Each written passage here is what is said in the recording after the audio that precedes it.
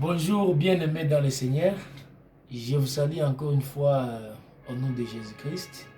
Moi je suis un frère en Christ, votre bien-aimé pasteur Jonathan Blessing.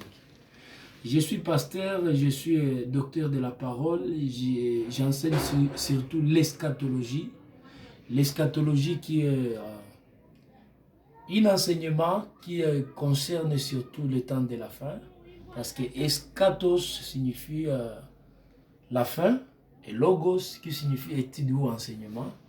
Donc j'enseigne l'eschatologie, donc mes enseignements sont toujours souvent basés sur le temps de la fin, et je sais que bon nombre déjà sont assoiffés pour savoir ce qui sera au temps de la fin, parce que c'est quelque chose qui est prédit par la parole de Dieu dans la Bible pour ceux qui lisent les Écritures. Par exemple, le livre de Daniel chapitre 7 et le chapitre 9 de Daniel, aussi le chapitre 2 de Daniel.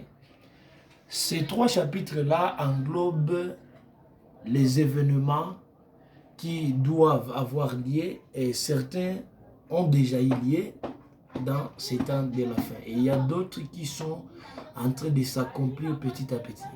Donc avec Daniel, Dieu avait donné une prophétie à Daniel qui concerne les temps de la fin. Là, dans Daniel chapitre 2, nous voyons le roi Nebuchadnezzar qui a eu un songe, une vision d'une statue. Et cette statuette-là avait quatre parties, la tête, le bras, il y avait la hanche et il y a le pied. Et là, Dieu parlait à Nebuchadnezzar concernant les temps de la fin, avec les quatre empires qui doivent diriger et dominer le monde entier. Il y avait l'empire de Babylone, l'empire médo-persien qui est Iran-Irak actuellement. Il y avait l'empire Grèce, celui qui était à la tête de l'empire Grèce, c'est fils Alexandre le Grand. Et il y a l'empire romain qui a eu lieu à l'époque de Jésus. Jésus fut même pendant que les Romains dominaient le monde. C'est la Rome qui était l'empire qui dominait le monde à l'époque de Jésus-Christ. Alors, avec cette vision de Daniel, Dieu a donné encore à Daniel, Dieu l'a révélé encore, il lui a donné un nouveau songe dans Daniel chapitre 7, là où on voit la présence des quatre bêtes.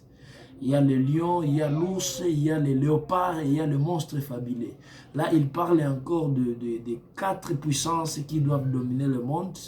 Il y a le Babylone, il y a le Médo-Persien, encore Iran-Irak. Donc la même vision que Dieu avait révélée à Nebuchadnezzar, il révèle ça plus tard à son prophète Daniel. Il y a aussi le léopard à quatre têtes qui est l'empire de Grèce, qui fut dirigé par Alexandre le Grand. Après la mort d'Alexandre le Grand, nous voyons les léopards là-bas dans Daniel chapitre 7 avec quatre têtes. Les quatre têtes qui sont les quatre généraux qui ont dirigé la Grèce antique après la mort d'Alexandre le Grand. Il y a le Ptolémée, il y a Cassandre, il y a Ousémaco et Séleucus qui font les quatre généraux qui ont dirigé la Grèce antique après la mort d'Alexandre le Grand. Après Alexandre le Grand, nous voyons la présence de l'Empire romain qui est le monstre fabuleux. Et là, dans cette prophétie, Dieu dit à Daniel que les quatre bêtes, qui est le monstre fabuleux, dominera le monde entier et écrasera le monde entier et enlèvera tout ce qui sera dans son chemin. Et ça, c'est Rome.